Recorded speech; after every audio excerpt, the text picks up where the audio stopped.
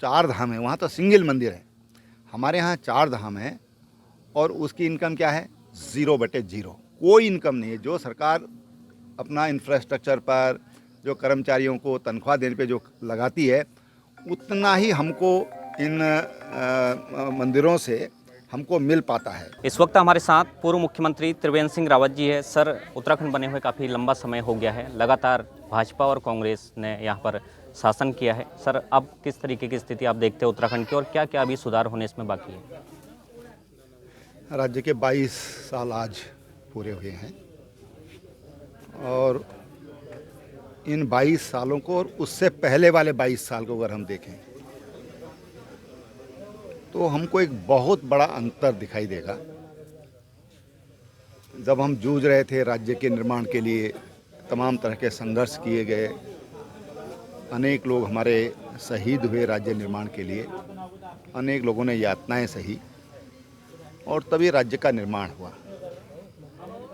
लेकिन अगर हम इन 22 सालों की राज्य की विकास की यात्रा को देखें, अनुभव करें, जिन लोगों ने पहले देखा उसके बाद का देखें, तो हमको एक बहुत बड़ा अंतर दिखाई देगा। सड़कों का बहुत अच्छा विस्तार हुआ है।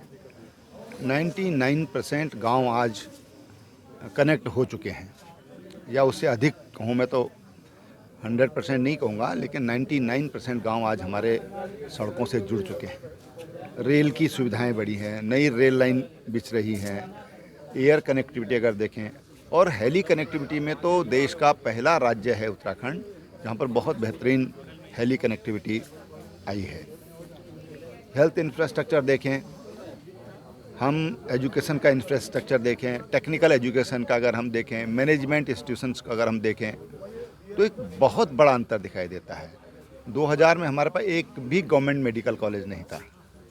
आज हमारे पास पिथौरागढ़ में मेडिकल कॉलेज तैयार हो रहा है, अल्मोड़ा में तैयार हो गया है, हल्द्वानी में है, देहरादून में 2-3 हैं, श्रीनगर में है और हरिद्वार में निर्माणाधीन है।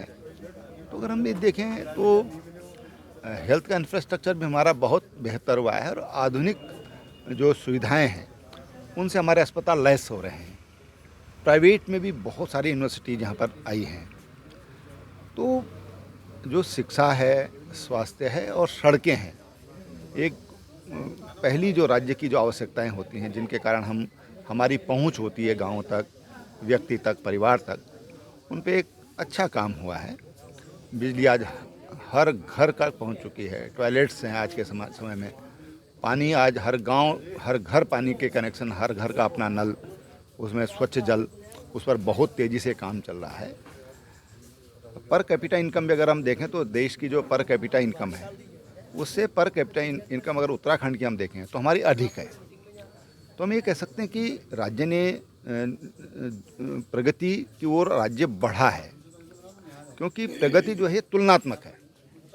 हम कहाँ से तुलना करें, किससे तुलना करें। दूसरी बात ये भी सच है कि विकास एक सतत प्रक्रिया है। आज हम जहाँ तक पहुँचे हैं, आज हमने पहले सड़कें पहुँचा दी। अब लोगों की इच्छा होती थी पहले के साथ सड़क बन जाए, कच्ची बन जाए। आज लोगों की इच्छा हुई कि डामर सड़कें बने। अब लोगों की ऐसो की BMSD सड़कें बननी चाहिए। तो ये जो अच्छी बात भी है, लेकिन विकास की डिमांड ये हमेशा बनी रहेगी, ये भी सच है। सर, इसके अलावा इस समय देखा गया है कि उत्तराखंड में लगातार क्राइम बढ़ता जा रहा है और जो अधिकारी है, शायद वो जो आपके समय की जो सरकार थी उस समय आपने काफ़ी अधिकारियों को चेतावनी दी थी कि जो काम नहीं करेंगे या इस तरीके से, लेकिन इस समय जो आपने देखा होगा कि अभी कुछ उधम सिंह नगर और नैनीताल की बात करें या फिर गढ़वाल की बात करें, लगातार क्राइम बढ़ता जा रहा है। सर, क्या उसमें क्या कहेंगे?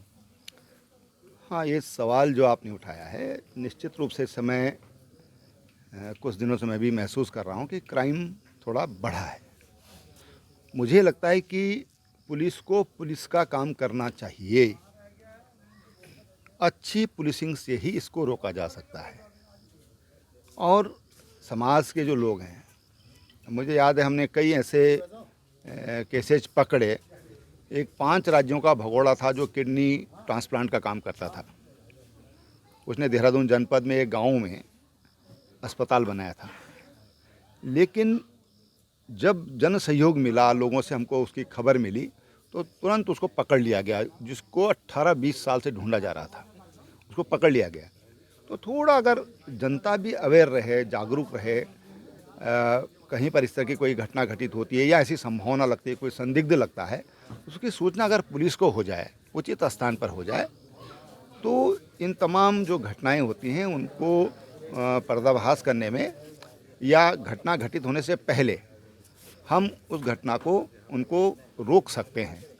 लेकिन मुख्य बात यह है कि पुलिस को पुलिस का काम करना चाहिए, पुलिस को पुलिस का काम करने देना चाहिए।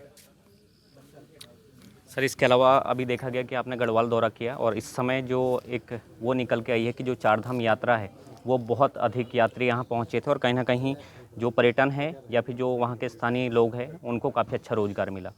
इससे पहले भी आपकी जब सरकार थी आपने एक काफ़ी अच्छी पहल की थी, तो उसी को लेकर के इस समय जो देखने में मिला है कि जो है चारधाम की जो यात्रा है, जो यात्री वहाँ लगातार पहुँचे हैं, वो काफ़ी बहुत बड़ी संख्या में पहुँचे। आप किस तरीके से देखते हैं, क्योंकि अभी आप भी गढ़वाल के दौरे पे थे? देखिए, जो आज हमारे माननीय प्रधानमंत्री हैं, वो 2001 में उत्तराखंड के भारतीय जनता पार्टी के प्रभारी थे और राष्ट्रीय महामंत्री संगठन थे। हमने एक बैठक की थी बद्रीनाथ जी में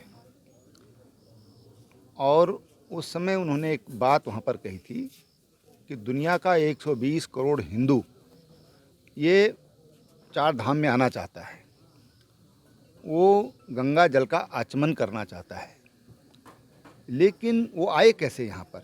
न हमारी रोड्स ठीक हैं, न होटल्स हैं, न अच्छी धर्मशालाएं हैं, न एयर कनेक्टिविटी है, न रेल कनेक्टिविटी है। अगर इस हम चाहते हैं कि लोग यहाँ पर आएँ तो हमको उस हिसाब से व्यवस्थाएं यहाँ पर ठीक करनी होगी।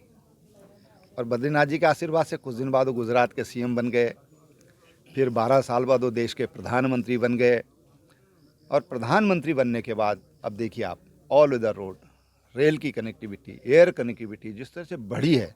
2017 में 12 फ्लाइट देहरादून में चलती थी, आज 26 से ज़्यादा फ्लाइट आज चलती हैं और प्राइवेट जो प्लेन चलते हैं, हवाई हेलीकॉप्टर्स चलते हैं, वो अलग हैं।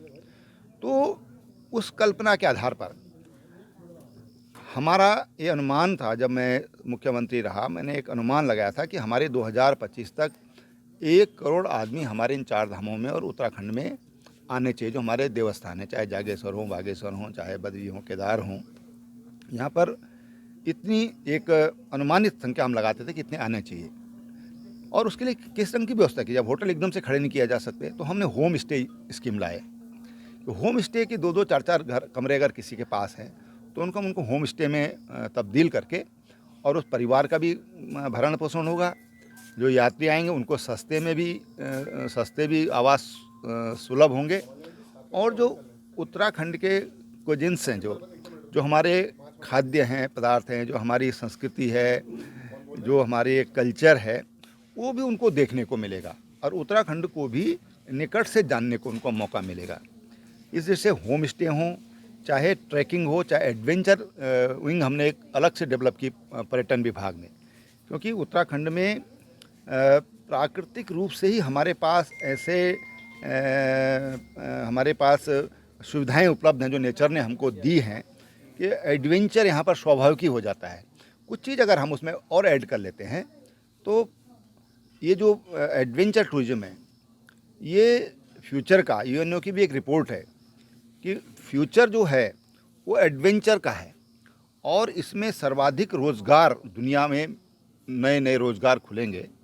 और इसलिए हमने एक एडवेंचर की एक विंग बनाई ताकि हमारे जो बच्चे हैं उनको रोज़गार मिले, जो बाहर से जो पर्यटक यहाँ पर आते हैं उनको एडवेंचर स्पोर्ट्स की, एडवेंचर एक्टिविटी करने का उनको एक माहौल मिले, मौका मिले।